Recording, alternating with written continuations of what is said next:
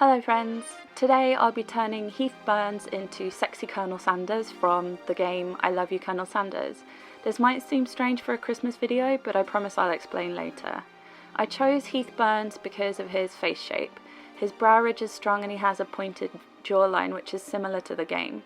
Hextian's a bit of an inspiration for this one because he does these amazing fast food dolls. His Jolibee doll is still one of my favourites. I've linked it in the description box.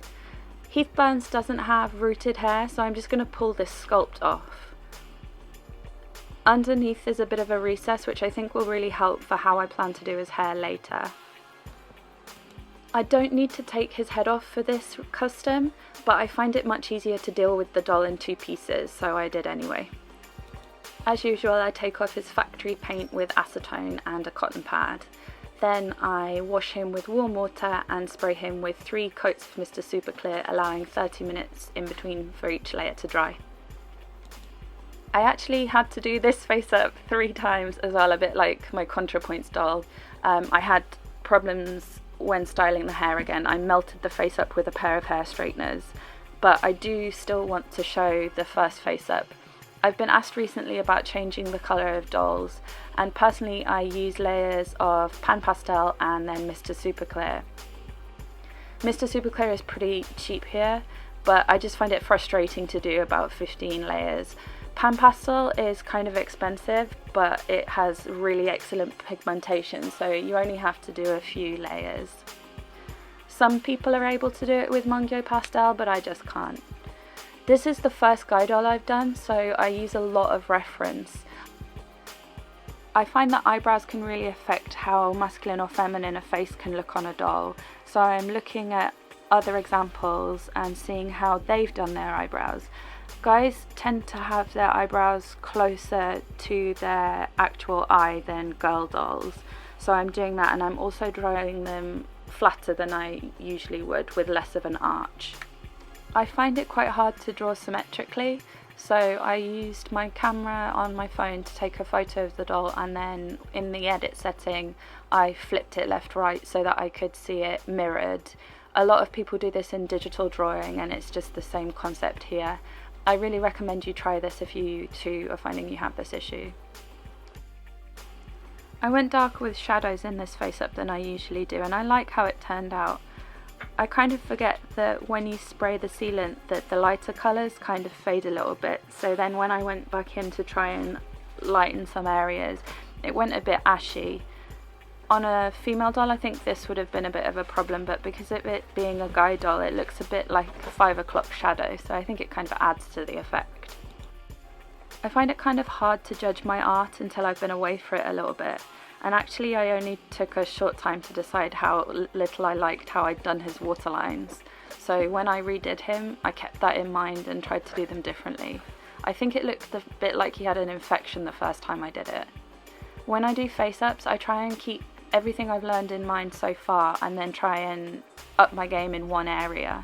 This way I'm not overwhelmed, but I hope I'll be able to keep making progress. I can definitely tell a difference between my first and final face-ups on this doll.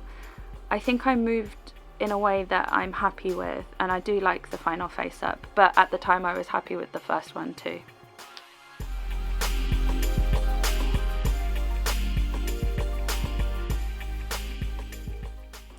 I used a lot more paint than I ever have when I was doing this face-up. Normally I stick with paint just for the highlights, but I was watching Leigh, who I've linked in the description box, and she uses a lot of paint and ends up with really realistic looking faces, so I wanted to try. I was also talking to Jacky about how to get brighter irises, and she recommended that I use paint, and she's right, I got much glowier, brighter irises and I really like how they looked.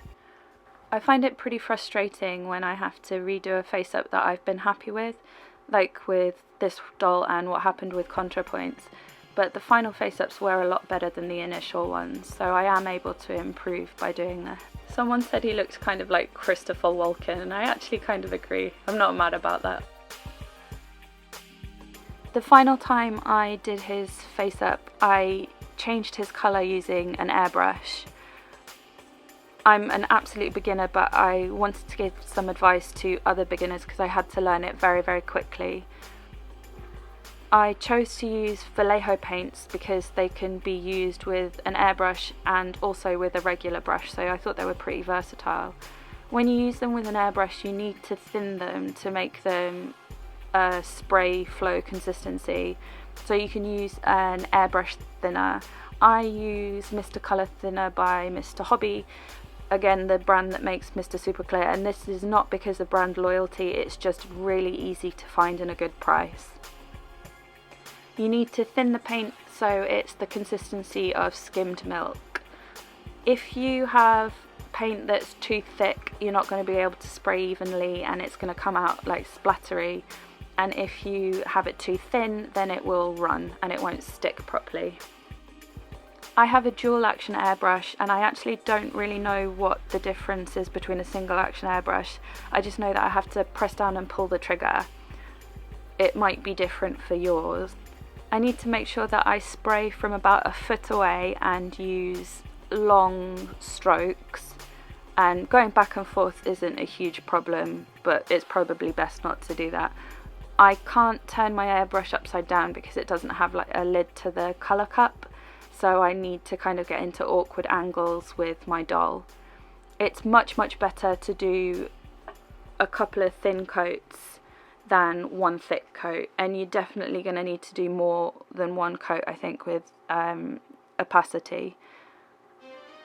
If you do it too thickly, the paint will just run and then you won't have a smooth surface to work on. Between coats you need to make sure that you empty the cup that you put the paint into and then clean your airbrush. Don't leave it sitting and think, oh, I'm just going to come back to it in a second, because it could dry and you'll get your airbrush gun all stuck up. I'm not sure if airbrushing actually gave the doll a bit more tooth, because I found it easier to apply the pencils after the MSC, but I did have some advice with the Mr. Super Clear, which it could have been that, so I don't really know which one it was. I used the tone Pale Flesh from Vallejo to paint this doll, and on camera it's showing up very pale. It's a little bit darker in life, but I think if I paint again I'll use Flesh.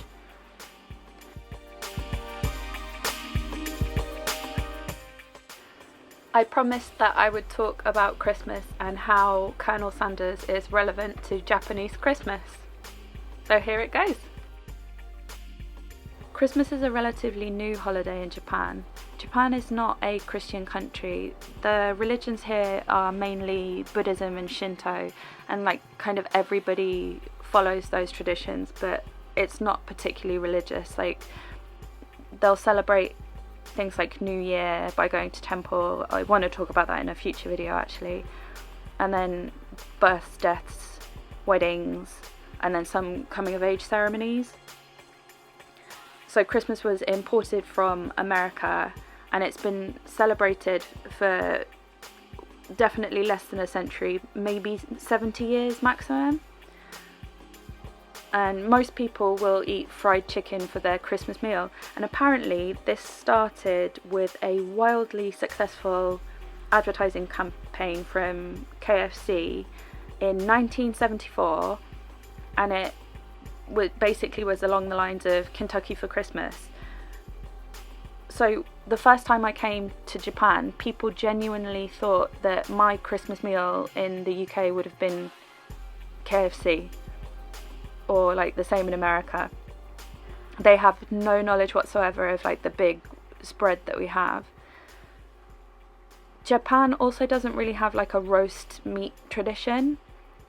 Most houses don't have an oven. Mine does because I bought it, and it's kind of like a microwave looking thing. But fried chicken is pretty popular.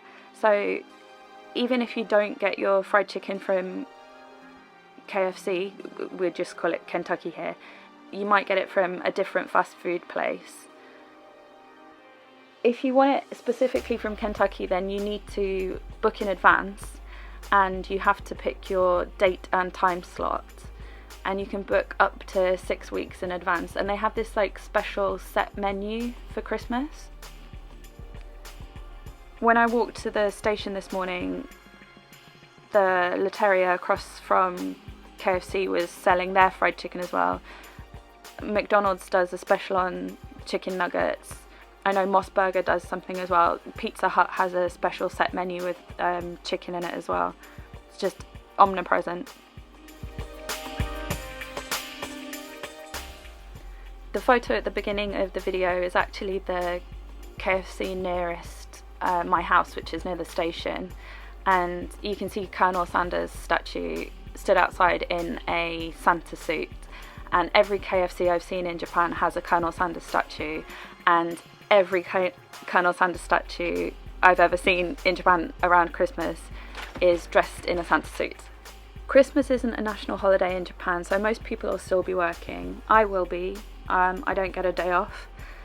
At school we're going to have a little Christmas party, and Santa comes and gives each child a present. Like, every child in each year gets the same thing.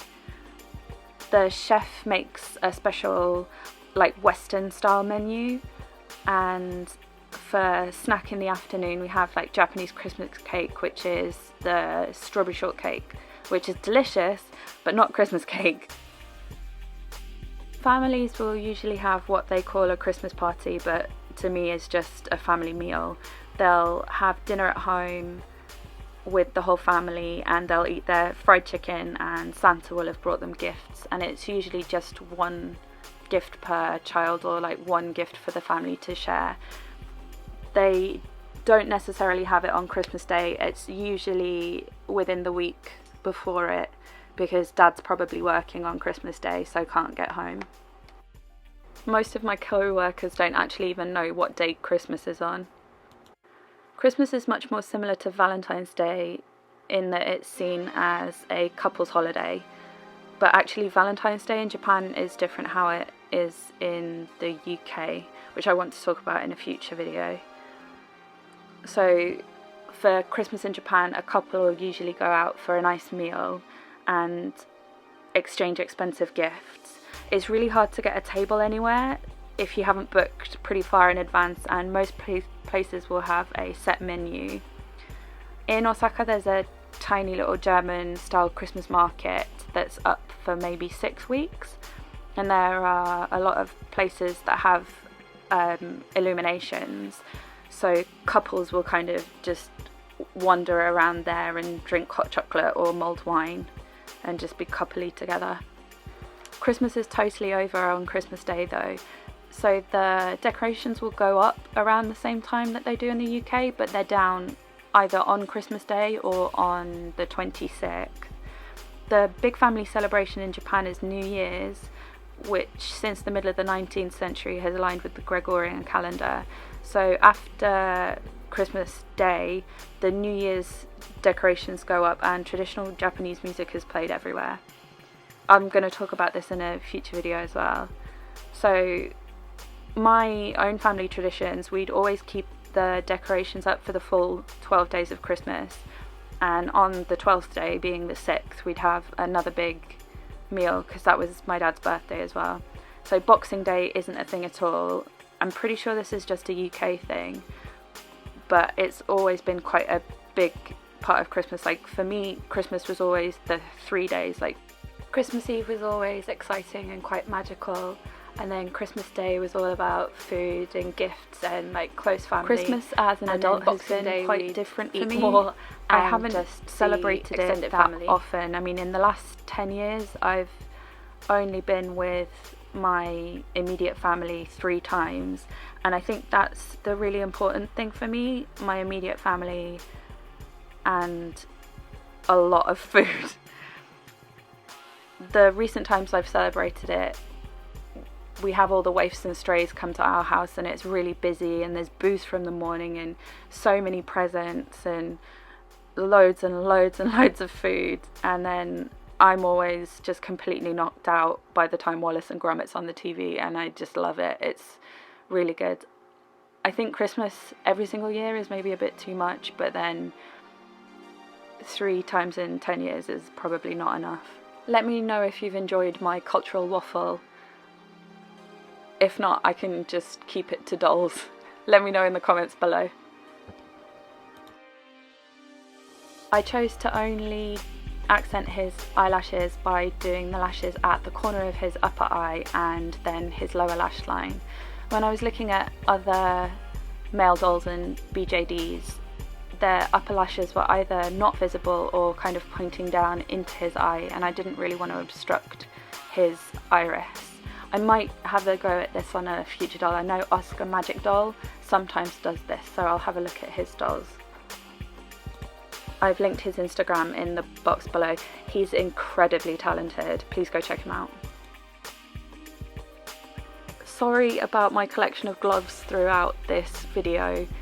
My apartment's really cold. Japanese apartments don't do insulation, and I don't have any heating in the room that I do dolls. I'm very, very tall, and my body has never really been bothered with heating my hands and feet, so gloves until summer.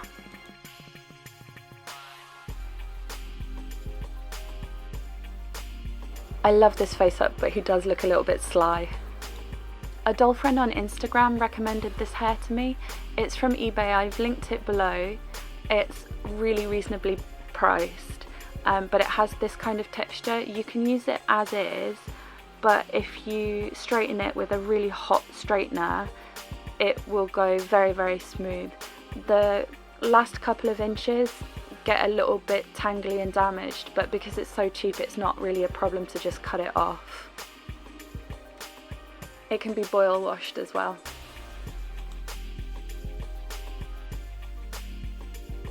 Usually I make wefts using PVA glue, but today I wanted to try using hot glue because of how I intend to style and attach his hair.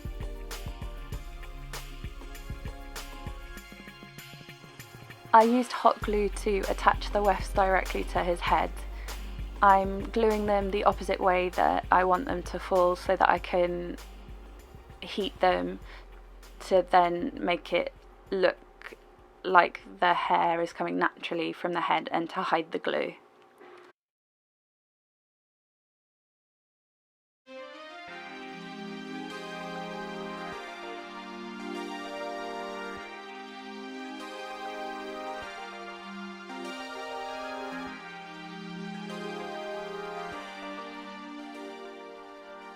This hair is really malleable when it's warm, so I'm using my hairdryer to try and set it in shape.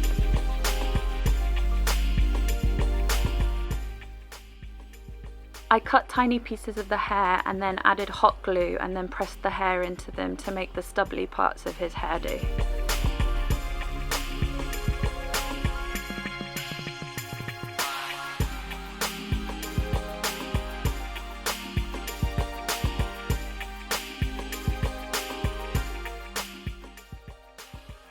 I trimmed the hair using hairdressing scissors, and then I used PVA glue to set the hair into place. You could probably use gel, but PVA glue will give the strongest and longest lasting hold.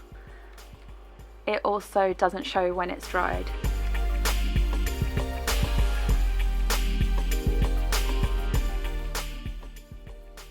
I had these boots in my stash and airbrushed them a very dark grey. Then using silver acrylic I painted on the buckles. I then used Vallejo paint in black to add some shadows.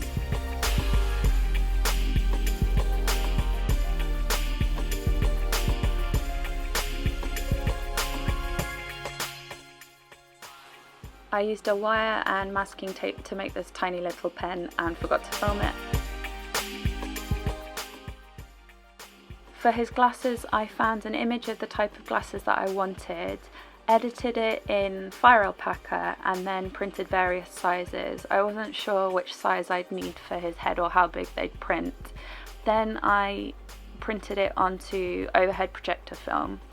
I chose the ones that fitted the best and then cut them out. Then I put them through a laminator. Then I cut those out and painted the silver parts on, checking that they fit again.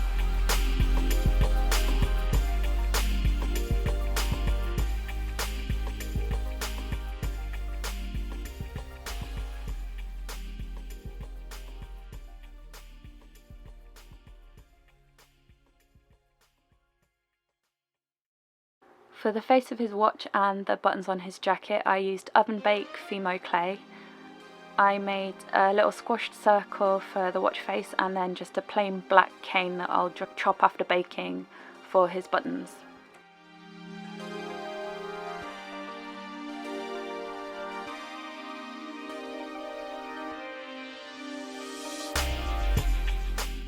I cut a thin strip of brown faux leather for the strap of his watch, and I painted the face of the watch using Vallejo paints. I'm using stretchy back fabric to make his tie just because it won't fray. I blushed his body a little bit just so that it wouldn't completely be mismatched with his face. It wasn't really necessary anyway because of how high the collar of his jacket is.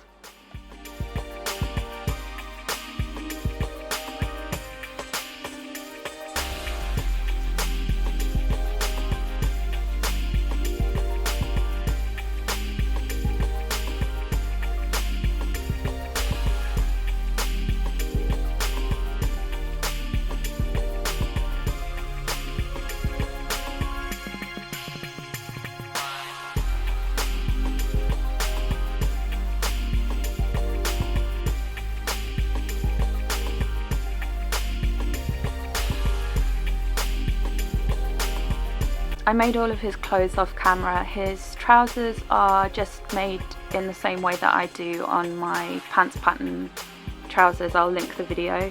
The jacket I made a masking tape pattern for and extended the front panels to make it double breasted.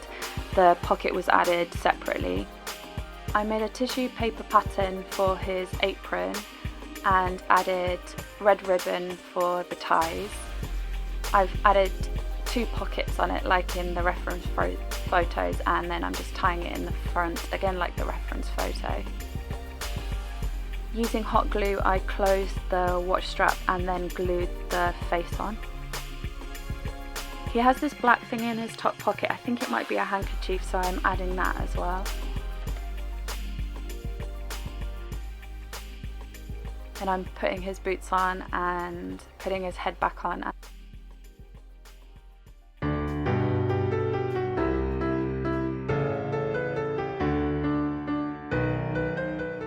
I ended up gluing his glasses to his ears. I just couldn't figure out another way to get them to stay on.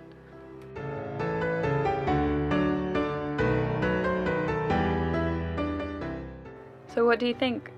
I'm pretty happy with the way he turned out. He does look a little bit evil, and he somehow looks a little bit like Doctor Strange from the comics.